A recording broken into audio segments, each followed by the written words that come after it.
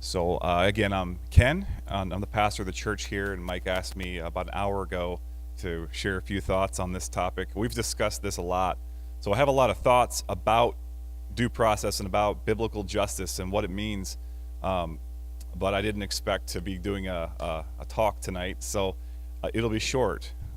I hope, because I got to introduce some great guests we have. But I don't know who everyone here is, but hopefully I'm preaching to the choir.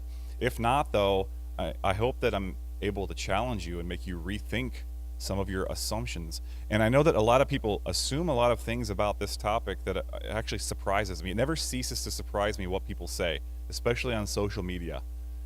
Social media is where you can find all sorts of interesting opinions. And let me just read to you some of the things that were said when we first published the fact that we're going to be having this meeting and this conversation tonight.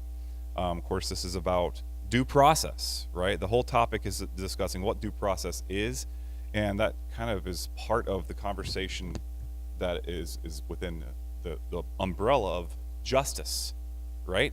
This is part of justice. And again, I posted the presentation tonight. Of course, we were supposed to do it a month or so ago. Or was that you again then? And he apparently slid off the road and had to get pulled out of the ditch by a tow truck. Is that what happened?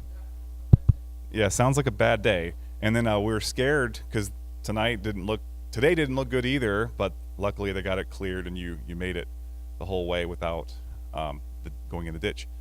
But when I promoted the event a month ago, I put it all over social media, and people kept saying things like this: God has no place in the legal system or anywhere else connected with government. Okay, that's just one example of people who say things like, I hope this cult or church is paying hefty taxes. And it's funny they said that because we had a conference about 6 months ago on abolishing property taxes. So I'm like, no, actually, we don't want to pay taxes, and we don't want you to either. So, this is about justice. And, one person said the church and government should have absolutely nothing to do with one another. Now, here's the thing. There's a concept called sphere sovereignty that people need to learn.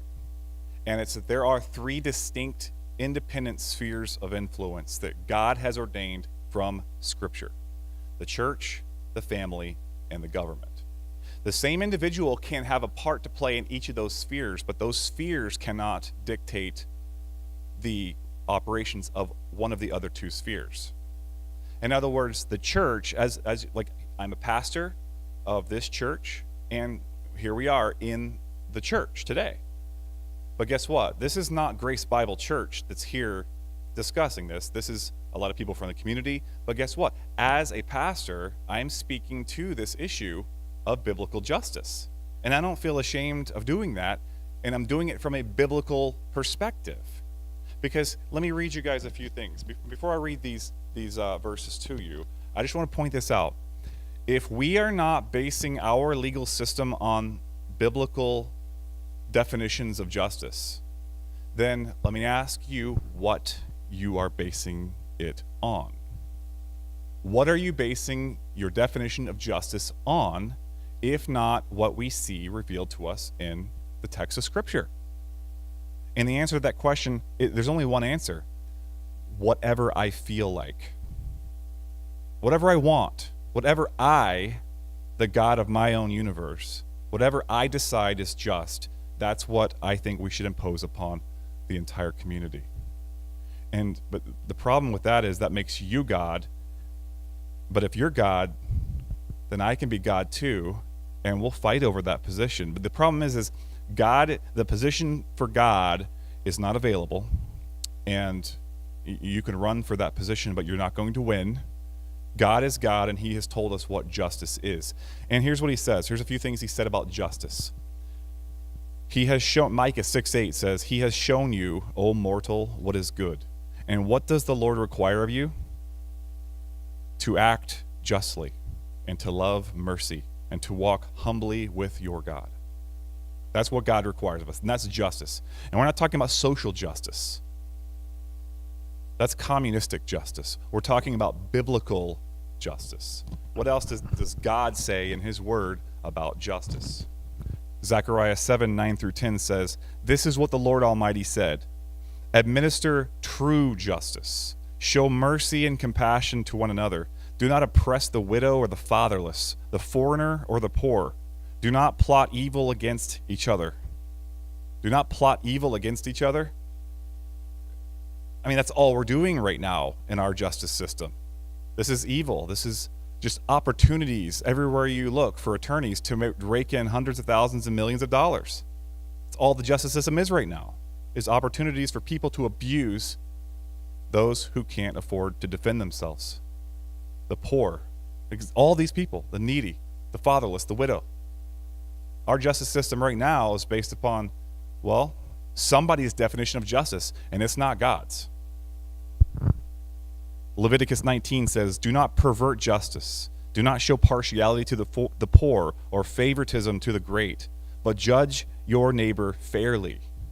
Do not show partiality to the poor or favoritism to the great. Or reverse that. Do not show partiality to the great or favoritism. It doesn't matter. Equal weights, equal justice, equal measures. Proverbs 17:15 says, "Acquitting the guilty and condemning the innocent, the Lord detests them both."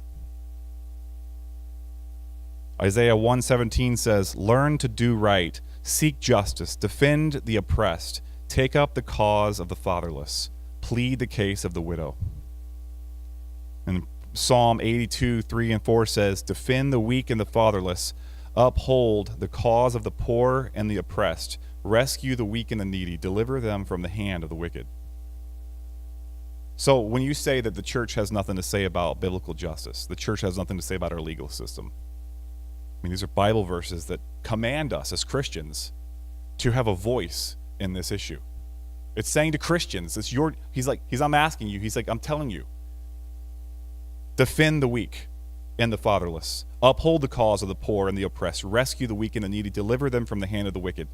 So my question to anyone who would say the church should have no part in this conversation is, if Christians aren't the ones leading this conversation and doing it biblically, then who is going to be leading this conversation? Non-Christians who have a definition of justice that they're making up and they're pulling out of their back end. And finally, Proverbs 20:10 says, "Unequal weights and unequal measures, both are an abomination to the Lord." So when we have one system of justice for this guy and a different system of justice for that guy, it says that it's an abomination. The word abomination in Scripture, it implies something that it's not just a matter of God doesn't like it. It's a matter of it makes him sick. It makes him nauseous. It makes him want to throw up. That's an abomination is not just a sin, but a sin so egregious and so radically unnatural that it actually makes him sick to his stomach. And that's what God feels when he sees unequal weights and measures in the justice system. And again, if we as Christians don't say something about it, and we just leave that conversation to non-Christians, then the result is going to be a non-Christian result. So I would say, not only should we be in this conversation, we should be the ones leading this conversation. And with that said, I want to introduce